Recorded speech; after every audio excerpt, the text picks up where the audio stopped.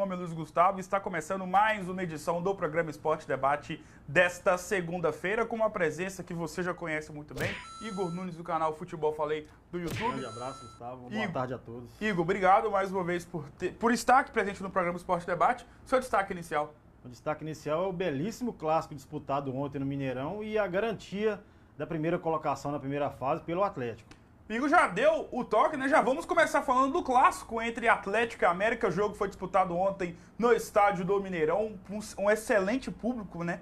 Mais de 40 mil pessoas estiveram no Gigante da Pampulha para poder acompanhar a vitória do Galo para cima do América 3-2, com um contorno, né, de emoção. O Atlético conseguiu fazer o gol no último minuto praticamente do segundo tempo e, como você mesmo bem disse, Igor, o Galo conseguiu assegurar a primeira colocação nessa fase de classificação do Campeonato Mineiro e, sendo assim, terá as vantagens até a final. Lembrando que nos dois últimos anos, né, a vantagem fez diferença para o Atlético em 2017 e fez diferença para o Cruzeiro na temporada do ano passado. Discorra sobre esse Atlético 3, América 2, Igor.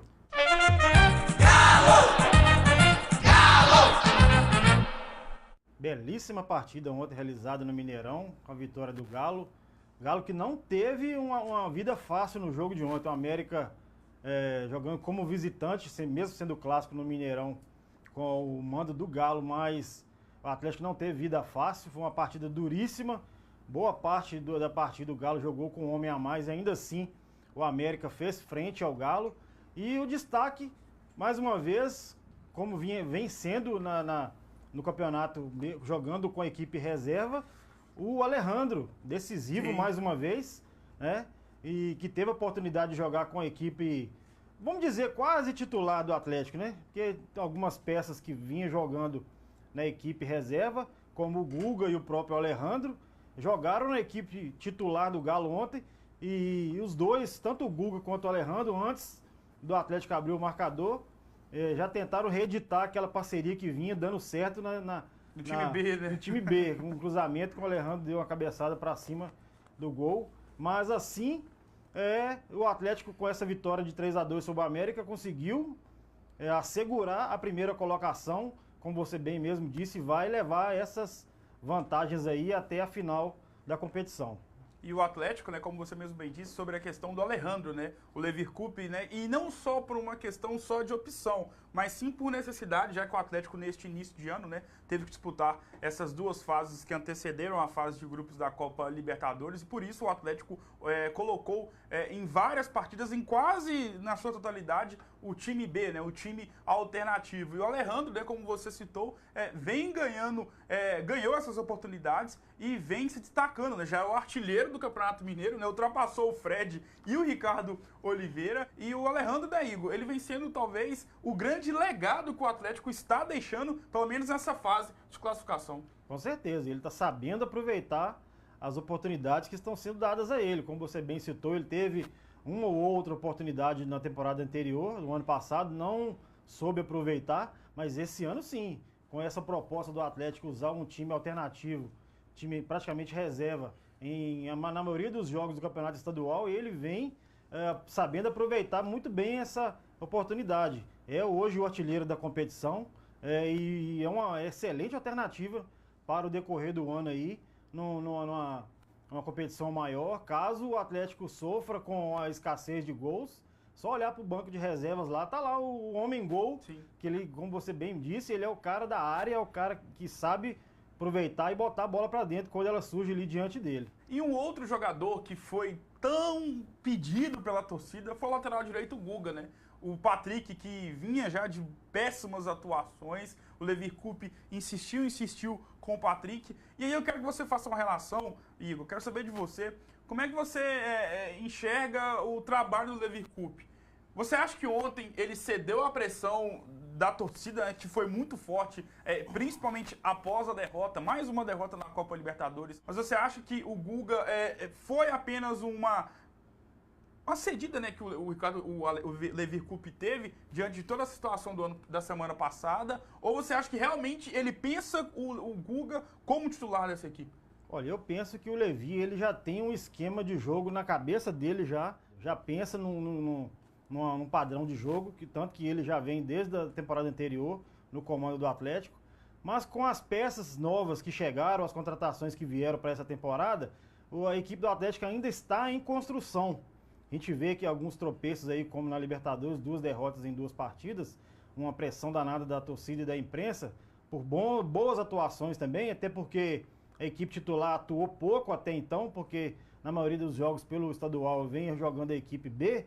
Então, o pouco que a equipe titular joga, podemos dizer não pelas as 2 eliminatórias prévias da Libertadores, quando eliminou o Danúbio e o Defensa. Mas nas 2 partidas da fase de grupos, contra o Cerro e o Nacional, a equipe não foi bem.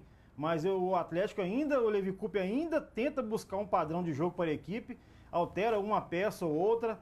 Eu acredito que ele vai ceder a pressão e é questão de tempo o Guga assumir a titularidade ali na lateral direita por boas atuações que vem.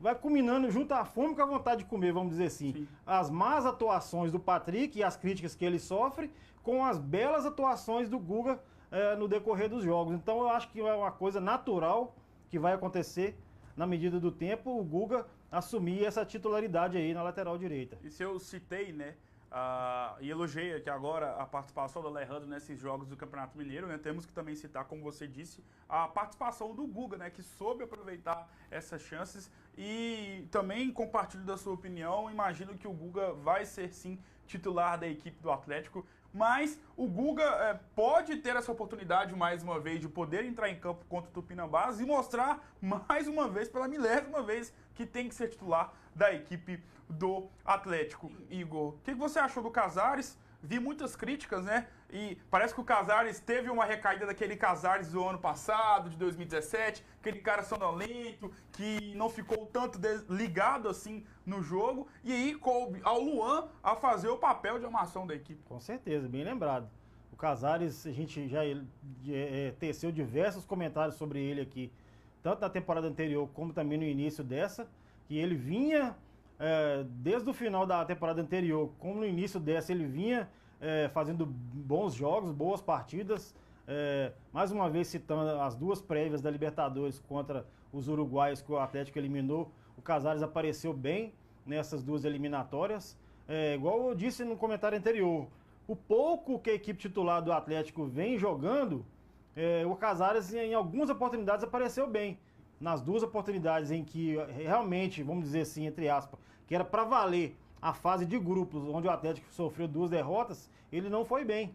O Casares é o camisa 10, ele é o camisa 10 da equipe. Diferencial do Atlético. Exatamente.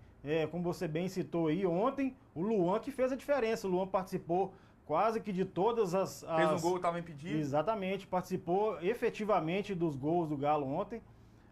O Luan e o Alejandro que foram os destaques de ontem. O Casares, mais uma vez, sumido da partida. E parece, eu quero saber de você, que a pressão causada na última semana, após a derrota para a equipe nacional, chegou ao time e principalmente chegou à comissão técnica do Atlético. Sem dúvida nenhuma. O Levi Coupe, na semana passada, como você bem me disse aí sobre a derrota do Nacional, o Levi até destoou na entrevista coletiva. Sim. Ele até se exaltou um pouco lá, tentou meio que desviar o assunto lá da pergunta, mas para o torcedor atleticano e para o próprio Levi, foi até um alívio ele estar suspenso nessa rodada para dar uma relaxada, uma aliviada.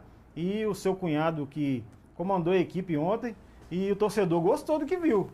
O torcedor gostou do que viu, mesmo que tenha o dedo do Levi, ele sabemos que é quem comanda a equipe, mas pela forma tranquila e serena da entrevista coletiva ao final da partida, a gente vê que vamos ver se tem novos ares para o Atlético daqui para frente.